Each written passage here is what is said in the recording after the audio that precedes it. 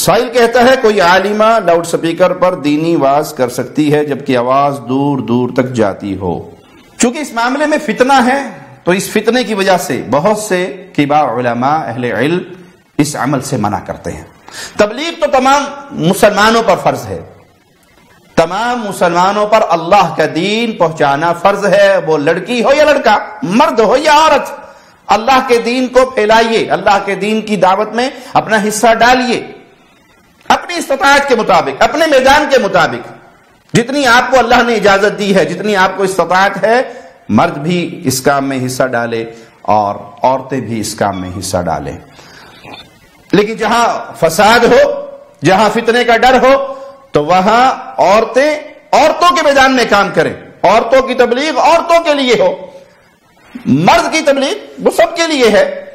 نظریں جھکانے کا دونوں کو حکم ہے، لیکن چونکہ عورت کی آواز سے یا عورت کے ساتھ، جس طرح آج کل سوشل میڈیا کے ذریعے دعوت پھیل رہی ہے، بہت سارے گروپس کے اندر یہ صورتحال ہوتی ہے۔ ایک لڑکی وہ آئی دینی پوسٹ کرنے کے لیے، گروپ کے اندر پتہ لگ گیا کہ یہ لڑکی ہے، پرسنل میں دوستیاں شروع ہو گئی۔ اب اس کی بنیاد کیا تھی؟ میں تو دعوت کا کام کر رہی ہوں، میں تبلیغ کا کام کر رہی ہوں، لیکن وہ تبلیغ کے ساتھ ساتھ شیطان نے اس کے ایسے تعلقات کروا دیے کہ وہ دین کے نام پر چلی تھی اور نتیجہ بدکاری، بے حیائی اور زنا تک نکلتا ہے۔ لڑکیاں آتی ہیں، کبھی کسی کی تعریف کر رہی ہیں، کبھی کسی کی تعریف کر رہی ہیں گروپس کے اندر، اور تعریف کرتے ہوئے ان کے لب و لہجے جو ہوتے ہیں وہ انتہائی لوچ والے، نرم، انسان کو اپنی طرف مائل کرنے والے۔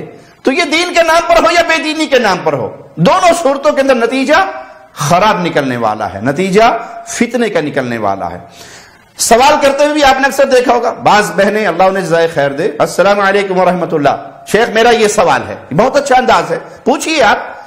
لیکن بعض آئی ہیں وہ دین کا مسئلہ پوچھنے کے لیے، اور پہلے 1.5 منٹ انہوں نے شیخ سے، کیا حال ہے شیخ، خیریت سے ہیں، طبیعت ٹھیک ہے، اور سب خیریت ہے، آپ کیسے ہیں، آپ کو کیا مسئلہ ہے کہ یہ شیخ کیسا ہے کیسا نہیں؟ آپ سوال کیجئے، شیخ میرا یہ سوال ہے، مجھے یہ بات سمجھ نہیں آئی، السلام علیکم، مجھے یہ بات سمجھا دیجئے۔ لیکن آپ اس کو سوالات کے اندر آ کر بھی ایک دوستی کا رنگ دینا چاہیں اور ایک دروازہ کھولنا چاہیں تو یہ دروازہ غلط ہے۔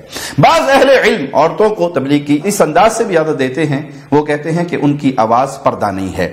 آئیے قرآن حکیم سورۃ الاحزاب کی آیت نمبر 32 کو سنتے ہیں۔ مولا فرماتا ہے، یا نساء النبی لستن کاحد من النساء، اے نبی کی بیویوں، خطاب نبی کی بیویوں سے ہے لیکن شامل اس میں پوری امت کی عورتیں ہیں، تم عام عورتوں کی طرح نہیں ہو۔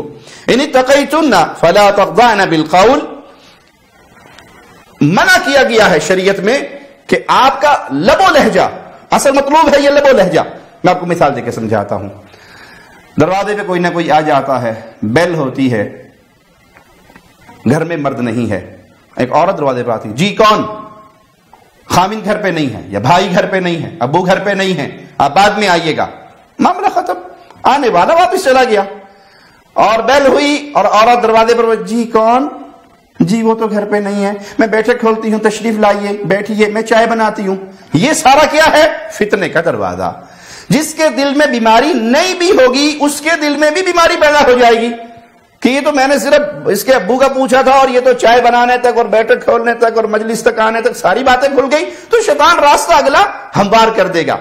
عورت کی آواز میں لوچ نہ ہو، عورت کی آواز میں ایسا لب و لہجہ نہ ہو کہ سننے والے کے دل میں کوئی بیماری پیدا ہو۔ فَيَطْمَعَ الَّذِي فِي قَلْبِهِ مَرَضٌ وَقُلْنَا قَوْلًا مَعْرُوفًا، ایسے انداز میں گفتگو نہ کریں کہ سننے والے کا دل، بیمار کا دل مزید بیماری میں ڈوب جائے، معروف بات کریں۔ تو چونکہ مرد علماء موجود ہیں، ان کی کتابیں، ان کی آڈیو، ان کی ویڈیو، ان کی کیسٹس، ان کے ذریعے دین کی خدمت ہو رہی ہے، تو عورتیں اپنے میدان میں کام کریں۔ عورتوں کی تقریریں بہتر ہے، یہ خیر والا پہلو ہے، یہ فتنے سے بچنے والا پہلو ہے، وگرنہ عورت کی آواز پردہ نہیں۔ لیکن خیر اسی میں ہے، بھلائی اسی میں ہے، بچنا بہتر اسی میں ہے کہ عورت اپنی عورتوں کے میدان میں کام کرے۔ یہ نہ ہو کہ 50 آدمی بیٹھ کر وہ کسی ایک محترمہ کا درس سن رہے ہوں، آپ کے لیے شیخ الحدیث موجود ہیں، علماء موجود ہیں، اہل علم موجود ہیں، دعات موجود ہیں۔ فتنے کے دروازے کو بند کرنے کے لیے یہ احتیاط کرنی چاہیے۔ واللہ اعلم۔